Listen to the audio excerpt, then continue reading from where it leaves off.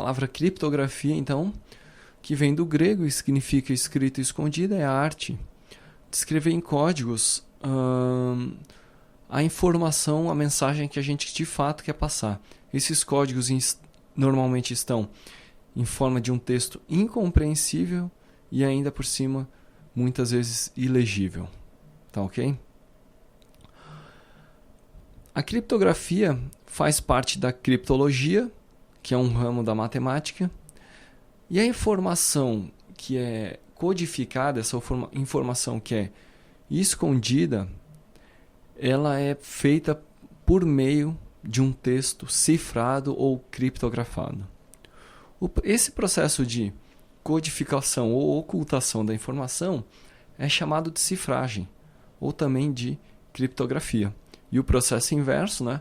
Ou seja, a partir do texto incompreensível ou ilegível, obter a mensagem correta chama-se decifragem ou descriptografia, né? Descriptografar.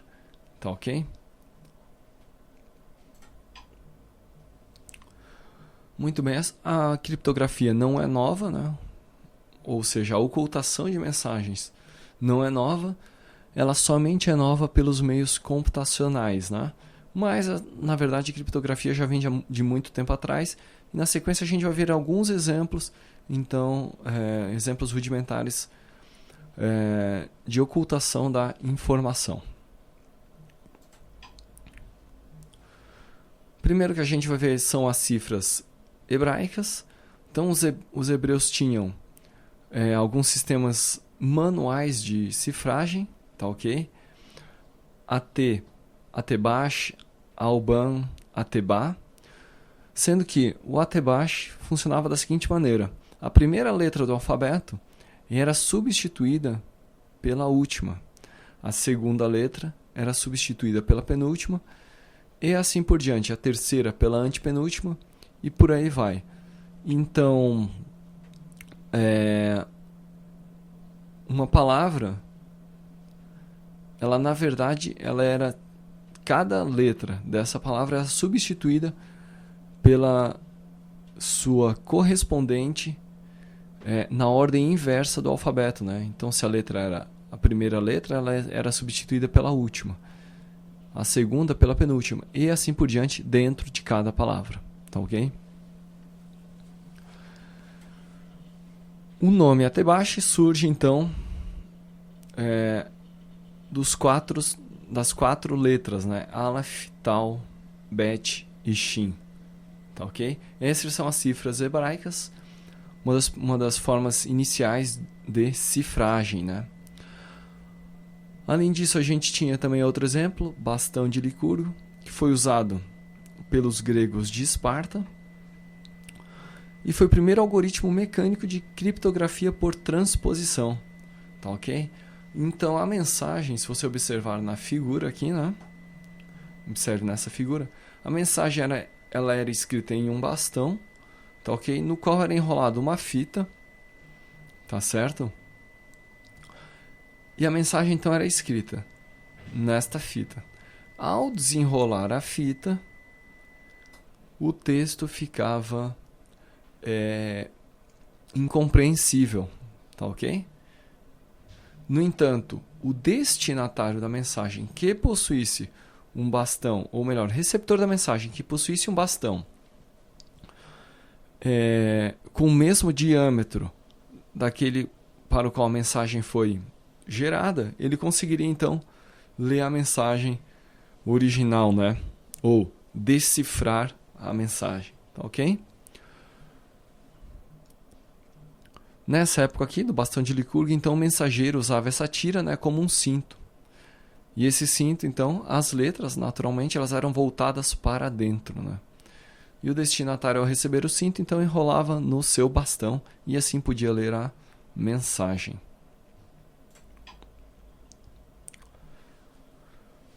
Código de Políbio, onde cada letra do alfabeto é representada pela combinação de dois números, né? Os quais se referem à posição ocupada pela letra em uma matriz, né? Assim, a letra A é substituída por 11, B por 12 e assim por diante. Veja só, a gente tem a matriz aqui do lado. A é 11, B é 12, C é 13, D é 14 e assim por diante, tá ok? E o texto abaixo, que na verdade é meu nome, Miguel, codificado nesse código de Políbio, ele ficaria representado pelos seguintes números, né? 33, né? Que representa a letra M. Na sequência, 24, representa a letra I. 22, que representa a letra G. 45, que representa a letra U. 15, que representa a letra E. E 32, que representa a letra L. Tá ok? Então, no código de Políbio, ficaria representado desta forma essa palavra, né?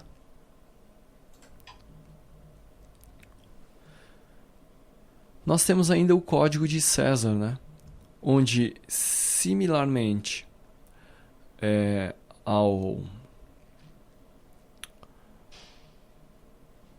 a cifra de hebreu, né? Dos cifras hebraicas, né? Não de hebreu, cifras hebraicas, né? No bastão, no código de César, nós temos então a substituição de cada letra da mensagem original, tá? Por uma letra em um determinado deslocamento. Então observe o seguinte, nesse exemplo que nós temos aqui, o deslocamento é 3, tá? Então veja só, o A vai ser substituído pela terceira letra após ele, né?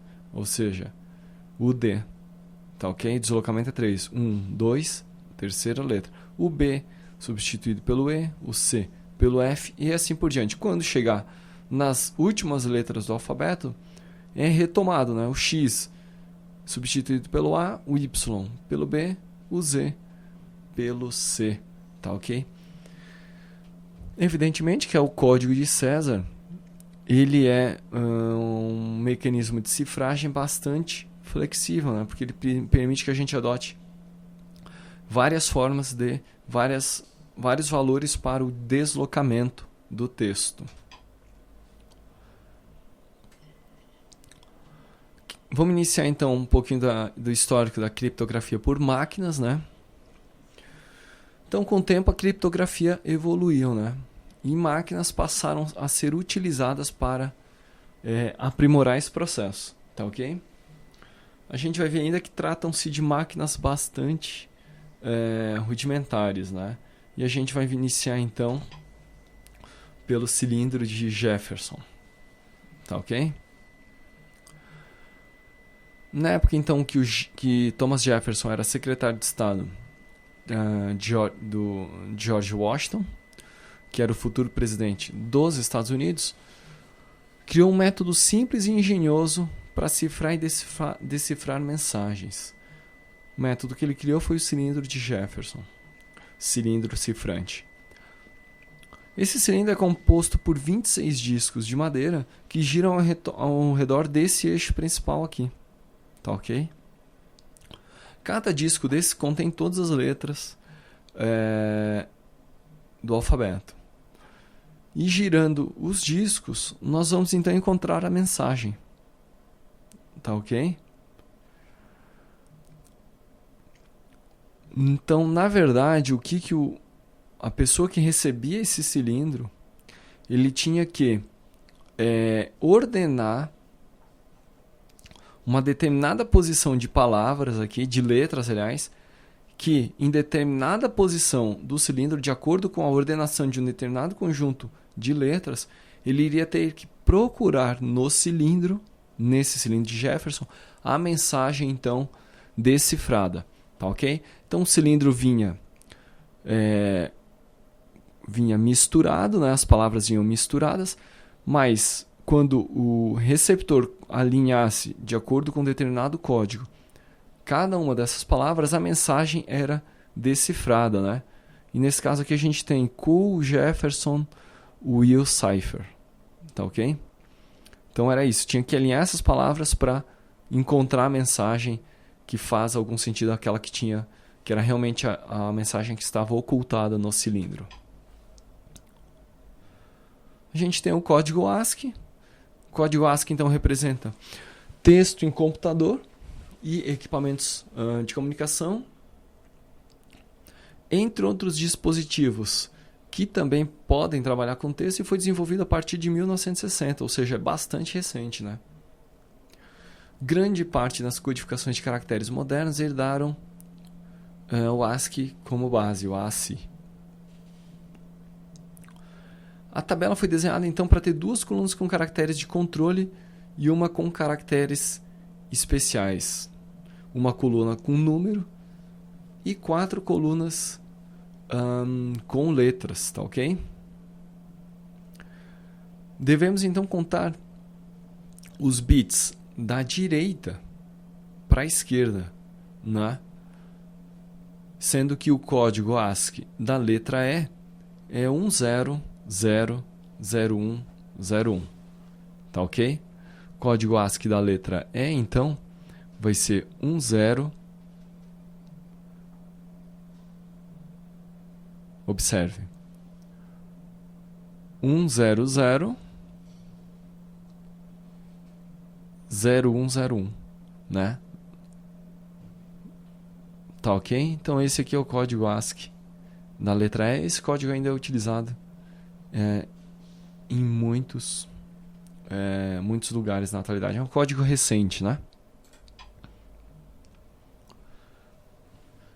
E como que está a criptografia hoje, né? A criptografia evoluiu bastante e a cifragem e decifragem então são realizados por programas de computador chamados de cifradores e decifradores. A cifra é um ou mais algoritmos que cifram e decifram um texto, né? A operação do algoritmo costuma ter como parâmetro uma chave. Tal parâmetro costuma ser secreto, né? A chave, na verdade, ela só deve ser conhecida pelas pessoas que vão cifrar e decifrar as mensagens, ou seja, o remetente e o receptor.